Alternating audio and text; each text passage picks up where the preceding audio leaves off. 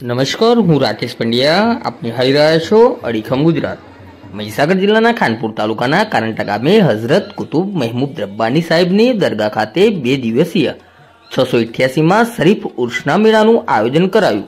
આ ઉર્સ શરીફના મેળામાં મધ્યપ્રદેશ, રાજસ્થાન સહિત ગુજરાતના દૂર દૂરથી શ્રદ્ધાળુઓ દરગાહ ખાતે દર્શનાર્થે આવતા હોય છે. ત્યારે દર્શનાર્થીઓને કોઈ પણ મુશ્કેલી કે તકલીફ ના પડે તે માટે કારંટા દરગાહ ટ્રસ્ટ દ્વારા આયોજન કરવામાં આવ્યું હતું. આ મેળામાં કારંટા દરગાહ ટ્રસ્ટની ટીમ, ફાયર સેફટી ટીમ સહિત પોલીસ ટીમ ખડેપગે રહી હતી.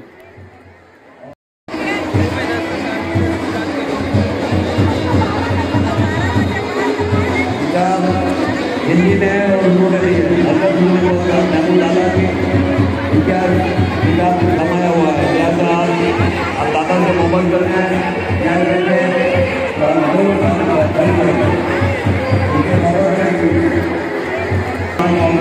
जरूर कहीं करें।